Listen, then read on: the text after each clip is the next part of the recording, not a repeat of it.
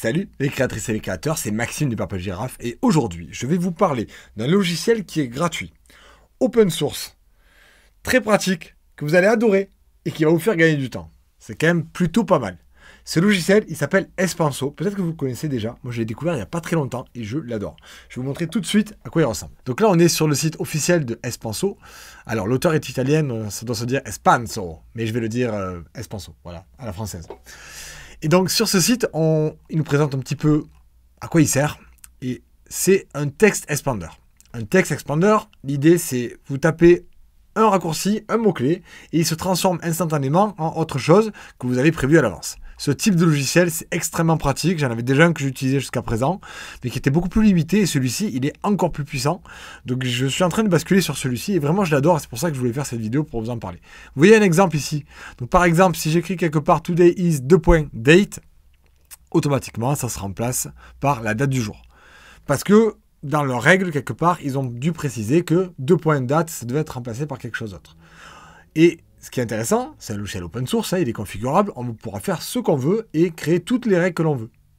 Donc, on a quelques exemples sur la page d'accueil. Donc là, on peut préparer des modèles entiers d'email, puis ensuite des raccourcis qui sont remplacés par des phrases entières. Il y a une interface graphique lorsque vous avez beaucoup d'éléments pour pouvoir choisir parmi la liste des éléments, si vous ne vous rappelez plus exactement des mots-clés que vous avez préparés, mais que vous connaissez du contenu, une petite partie du contenu ou une petite partie du mot-clé de remplacement, il vous suffit juste d'utiliser l'interface graphique qui ressemble à une barre de recherche et vous commencez à taper ce que vous voulez. Et il est vraiment puissant puisqu'on peut faire des remplacements de texte classiques. On peut aussi intégrer, on l'avait déjà vu tout à l'heure avec les dates, mais des choses beaucoup plus poussées. Alors, il y a des packages avec des règles d'autres personnes qu'on peut récupérer, mais on peut créer du code et invoquer du code via ces raccourcis et récupérer le résultat de ce code. Et on peut aussi, ça c'est ce que j'adore le plus, générer des formulaires à la volée. Donc l'idée, ça va être de dire, on va créer des règles spéciales. Dans ces règles, on va mettre des paramètres. Et quand on va déclencher la règle, s'il a besoin de valeurs pour ces paramètres, il va automatiquement construire une interface graphique où on pourra saisir les valeurs. Et lorsqu'on va valider, il va insérer à l'endroit où on avait mis notre petite commande de départ, le texte complet avec les valeurs qu'on a remplies dans le formulaire. C'est vraiment super pratique et je vais vous montrer un exemple concret où je m'en sers au quotidien. C'est un outil qui est, comme je vous l'ai dit, gratuit. Il est multiplateforme, donc il marche sur Windows, Linux et macOS. Il ne marche pas sur les mobiles, c'est un peu dommage. J'aurais aimé avoir l'équivalent sur mobile, mais en tout cas, pour l'instant, il ne marche que sur les plateformes standards. Alors, il faut savoir que c'est quand même plus compliqué sur mobile. Il pourrait peut-être le faire, mais avec un clavier spécial, parce que dans les applications, on ne peut pas encore avoir des services qui tournent en arrière-plan et qui surveillent tout ce qui se passe dans les autres applications. Ça paraît normal pour des raisons de sécurité. Je pense qu'une des façons d'intégrer ce type de logiciel, ce serait via un clavier externe. Et peut-être que, comme il est open source, vous allez le faire. Peut-être que vous pourrez proposer à l'éditeur de générer la version mobile de ça, mais c'est une autre histoire. En tout cas, la configuration elle est basée sur des fichiers. On va voir à quoi ça ressemble un petit peu sur la doc officielle. Donc là, il nous explique comment l'installer. Là, on a le principe de base des règles. L'idée, ça va être de créer un trigger et de préciser par quoi il doit être remplacé. Voilà, et tout ça, ça s'appelle un match. S'il arrive à faire correspondre un de vos triggers, il va générer une valeur de remplacement et remplacer ce que vous avez tapé par la valeur de remplacement. Et ce que vous avez tapé, ça marche partout. En tout cas, quasiment partout. Dans la plupart des endroits du système où vous taperiez du texte, il peut le faire. Ça va être pour des URL, pour des messageries. Lorsque vous écrivez dans un chat, vous pouvez utiliser ça dans des mails, dans du texte. Il y a des endroits où ça ne marche pas. Par exemple, dans VS Code, pour moi, ça ne marche pas. Et c'est pas plus mal, en fait, parce que la plupart des éditeurs de code, comme VS Code ou autres, ont leur propre système. On appelle ça des snippets. Donc peut-être que ça n'est pas compatible avec les éditeurs de code pour éviter, justement, d'entrer en concurrence avec ces snippets qui sont un petit peu la même chose, mais pour du code. Et donc, dans la plupart des endroits de votre système, ça va marcher nickel. Il va surveiller ce que vous faites et dès que vous taperez un mot-clé qu'il connaît, il va le remplacer. Donc, pour le configurer, on a un fichier texte où on va lister tous les matchs possibles avec à chaque fois le trigger, c'est-à-dire ce que nous, on va rentrer. Donc là, il donne l'exemple 2 points et le mot Espanso. Alors, le 2 points n'est pas obligatoire, mais je vous le conseille quand même parce qu'il va surveiller tout ce que vous tapez. Donc, si vous mettez des choses sans des caractères spéciaux, que dans du texte normal, il se met à remplacer des valeurs à vous, ça peut être embêtant. En mettant un 2 points, on sait qu'on est sur le point de mettre quelque chose de spécial. C'est pas quelque chose qu'on va taper accidentellement dans une vraie phrase. Généralement, après les 2 points, on met un espace. Donc là, si vous mettez une valeur avec 2 points et sans espace, ça peut correspondre correctement. On peut mettre des choses très courtes. Par exemple, 2 points BR, ça peut être remplacé par tout ça, y compris avec des sauts de ligne. Vous voyez, c'est intéressant. On peut créer des modèles entiers de phrases avec juste des tout petits triggers. Et il peut faire des choses beaucoup plus avancées, on l'a vu tout à l'heure. Donc là, c'est la notion de package, on peut récupérer des règles provenant d'autres personnes. Mais surtout, moi, ce qui m'intéresse, c'est de vous montrer des choses un peu plus avancées. Donc ce qu'on va faire, c'est que je vais vous montrer mes propres règles. Plutôt que de vous montrer toute la doc officielle, je vais vous montrer mes règles et ensuite pour aller un peu plus loin en creusant la doc. Donc là, on est sur mon fichier de règles base.yaml. Et on voit un peu à quoi ça peut ressembler. Donc on va voir la liste des matchs.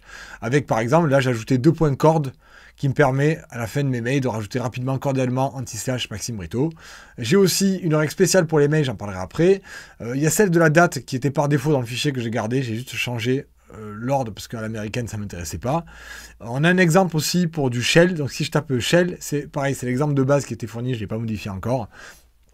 L'idée, c'est qu'il va déclencher cette commande du shell et le retour de la commande va être mis à la place de 2.shell. Et bien sûr, j'aurais pu mettre une autre commande, appeler un programme, je peux faire ce que je veux et le résultat de cette commande sera envoyé dans la variable output qui ensuite remplacera justement mon 2.shell. Et ici, j'ai un truc un peu plus avancé qui permet de faire un formulaire, je vais vous montrer après. Donc le principe de base, c'est que vous aurez votre fichier, base.yaml, mais on est dans un dossier de config où on peut mettre plusieurs fichiers. Donc par exemple, moi j'ai aussi ajouté ceux de Purple Giraffe, toutes les règles de Purple Giraffe. Donc par exemple, j'ai souvent besoin de récupérer la couleur, le violet, vous savez, de Purple Giraffe, des fois avec le dièse, des fois sans le dièse. Je signe très souvent happy coding, comme je me fais à la fin des vidéos, je le signe dans la plupart de mes mails ou sur le forum, donc j'ai besoin de le taper souvent. J'ai plusieurs liens que je vais utiliser très souvent. Et donc à chaque fois, j'ajoute des triggers et ces valeurs-là.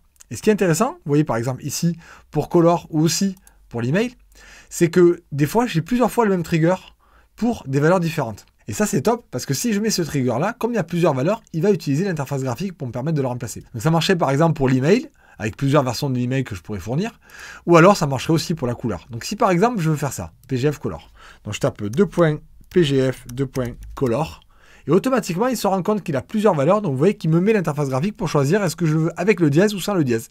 Et avec mon clavier, je peux choisir ce que je veux.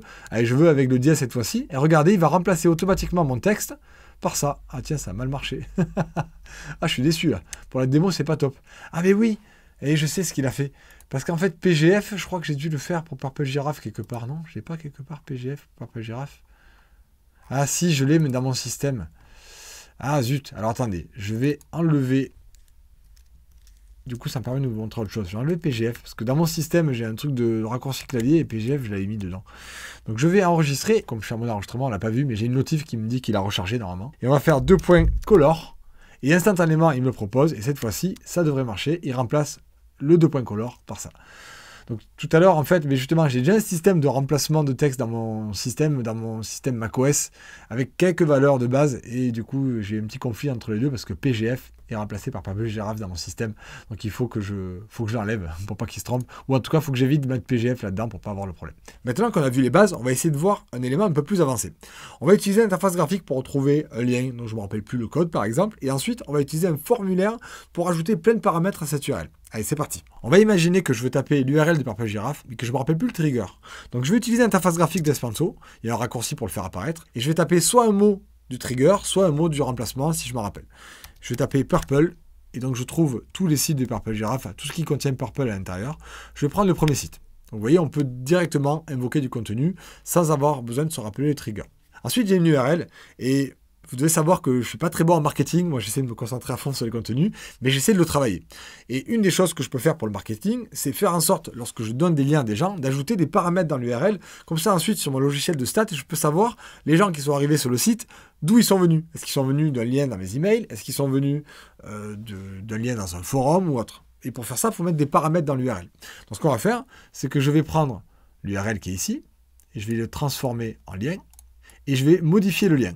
J'aimerais qu'à l'intérieur, justement, ajouter ces paramètres. Et ces paramètres, c'est super compliqué. C'est des trucs de marketeux avec UTM est égal à ça, UTM. Je ne me rappelle jamais. Et du coup, je vais utiliser les formulaires pour les générer. J'ai déjà préparé la règle et je vais vous montrer à quoi elle ressemble. Donc, je vais dans Base, ici, et elle est tout en bas. Voilà, donc pour le déclencher, j'ai deux triggers possibles, UTM ou MTM. UTM, c'est le truc de Google Analytics, et MTM, c'est celui de Matomo, Google Analytics, c'est le gratuit que tout le monde utilise parce qu'il est gratuit et tant pis pour les libertés personnelles. Moi, j'essaie de respecter, je fais du marketing, mais j'essaie de respecter les gens. Et donc, j'utilise Matomo pour pas que Google ait plus d'infos encore et qu'il fasse pas du cross-referencing entre tous les sites. Donc, j'ai mon propre système qui est un projet open source et dans lequel on va payer pour avoir des options. Et donc, j'utilise Matomo. Mais je peux déclencher avec les deux. Et par contre, au niveau des valeurs, ça va être MTM que je vais utiliser moi. MTM_source, MTM medium, MTM campaign, MTM content. C'est les 3 paramètres que je peux avoir. Et donc pour les 3, je vais avoir des noms de variables en fait avec ces petits crochets là. On dit qu'on crée un formulaire avec plusieurs champs. Pour la source qui est ici, je peux mettre une valeur par défaut. Pour le medium, ça sera un petit peu de choice. Et pour campaign et content, j'ai rien mis de particulier, donc ce sera à moi de les remplir si je le veux. Donc là, vous voyez que la règle est un peu plus compliquée que les autres. Et maintenant, on va essayer de s'en servir. Donc je vais mettre ici et je vais taper 2 points UTM ou MTM, peu importe. Et voilà, il m'a généré automatiquement un formulaire avec la valeur par défaut Mbrito, email comme médium par défaut parce que c'est ce que j'utilise le plus souvent. Le plus souvent, j'envoie des liens par mail aux gens et donc je veux avoir ça de près sans avoir à le taper. Et la campagne, ça va être, si je suis en train d'envoyer un mail par exemple pour une campagne de rentrée comme j'ai fait il n'y a pas très longtemps, mais ça sera par exemple rentrée 23. C'était le nom de la campagne que j'avais fait.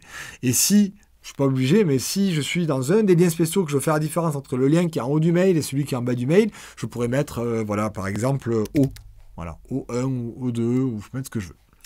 Je valide, et automatiquement, il m'a généré le lien, il a tout validé, donc on va aller voir ce qu'il a fabriqué, modifié, et voilà ce qu'il m'a fait. Vous voyez, il a rajouté point d'interrogation, NTM source Mbrito, medium email, campaign rentrée 23, content O. Et voilà, j'ai mon lien qui est prêt, je peux l'insérer dans mes mails. Comme ça, si quelqu'un clique dessus, il va arriver sur le site, mais mon logiciel de stats me dira quelqu'un, sans savoir qui c'est, parce que c'est anonyme, et c'est justement la différence entre Google Analytics et Matomo, c'est que je ne veux pas savoir qui c'est, je ne veux pas traquer les gens, je veux juste savoir quelles sont les campagnes qui marchent mieux que d'autres.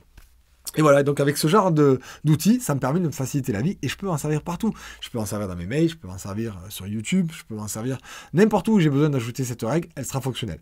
Celle-ci et toutes les autres. Donc c'est un outil que je trouve super pratique. J'espère qu'il sera pratique pour vous aussi, que vous allez l'apprécier. Et si c'est le cas, ben dites-moi-le en commentaire avec un pouce et surtout en vous abonnant parce que des vidéos comme ça, il y en a chaque semaine et c'est comme ça qu'on deviendra encore meilleur. À la semaine prochaine et happy coding!